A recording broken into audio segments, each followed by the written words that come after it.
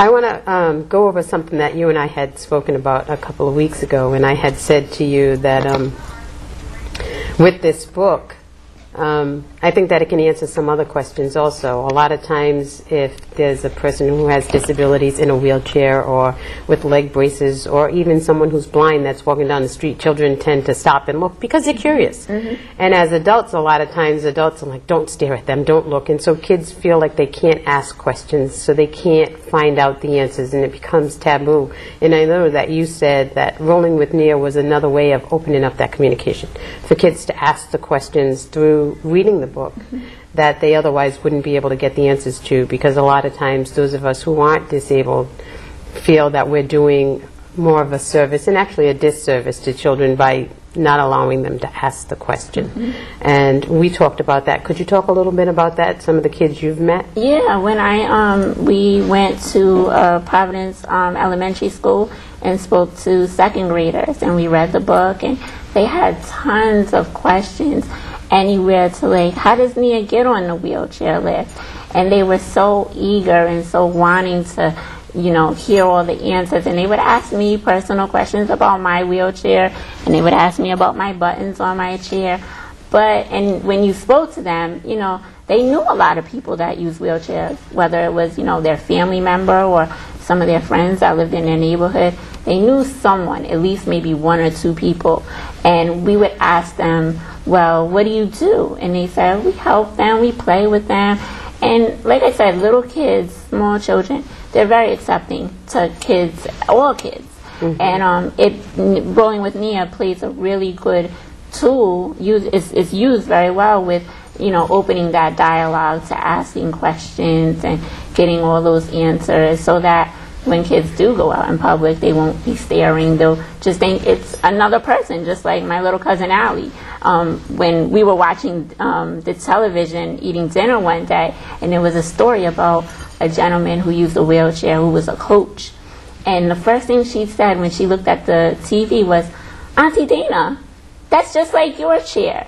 And it's like just the reinforcement of seeing images, I think, help children, you know, identify and realize that, you know, there's a lot of people that make up the world. Right. And I think, you know, it's not, put that back in.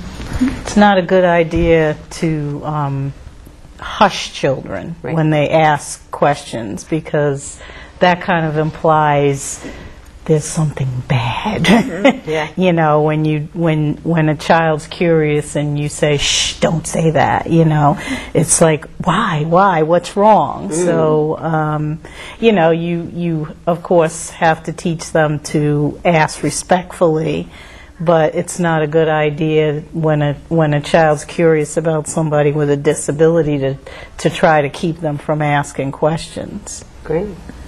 I think you're right. I also think that the book, I think it opens up for adults. A lot of times parents, when they have children with disabilities, tend to shelter them to the point where they're not being exposed either to other children with disabilities, or having that bar raised for them. The bar usually gets lowered, and this book says that, you know, I have the same wants and desires everyone else does. I want to be a part just like everyone else, and I can fit in, and this is where I can.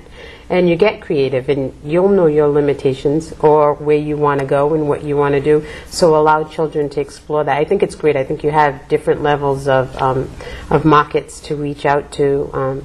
I did see when you went to that school, and I did see the eagerness of the children to be able to communicate, to open up, and to ask those questions, and how open you were to answering them. Even some of the questions that made the rest of the adults around you tend to go, you know, for you were so welcoming to a child. Doesn't know that they're asking a question that's out of bounds sometimes, and sometimes there's gentle ways to say that. And I think that if we don't, like you said, Adrian, allow them to explore and take those chances as a child, then they're not going to take them when they get old. They tend to be us adults when they get older saying, leave that person alone, don't ask that question, look the other way. And that's really interesting that you did mention adults, because I remember when I was going to high school and the bus picked me up, and the bus monitor got off of the bus, and she had looked at my mom, and she said, what's her name?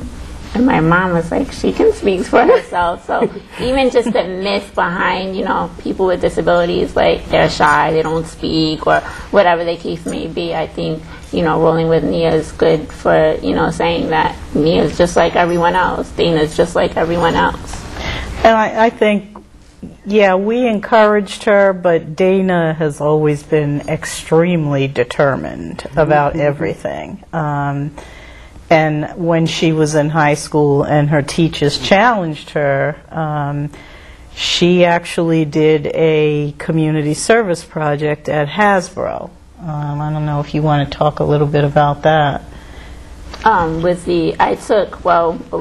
doing Making Access, because that's actually where you got the idea for Making Access, was in high school. Yeah, everything that I've done, when I did the research with Making Access, I wanted to see, how many people use wheelchairs, and we went to the hospital to do the survey, the Making Access survey, to get a feel of what other people with disabilities might need. Because I'm only one person, so it's like, well, I know what I need, but let me see, pull some people and see what other people have to say, how accessible their area is where they live in. Because a lot of the times, excuse me, when I was, out and about with my friends, there might not be, curb cuts in the sidewalks, and I'd have to ride in the streets. And in my neighborhood, that was a really big issue.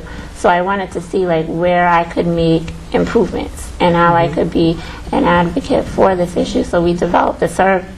And then when I got into college, a lot of my friends would just, joke around. They didn't mean any harm by it, but they say, oh, you're so lazy. You get to roll around in your chair all day. You don't ever get tired. And they would just crack jokes. And I said, well, you don't realize that it's very difficult, to get around with a wheelchair this size that doesn't fold up into the car. You need a van with a wheelchair lift, or you need to take the bus. And it was really funny because we were eating lunch and they were planning to go to the mall. And I'm like, look, you guys are just going to get in the car and go to the mall.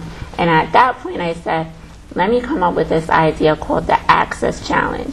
And that was kind of branched off from Making Access.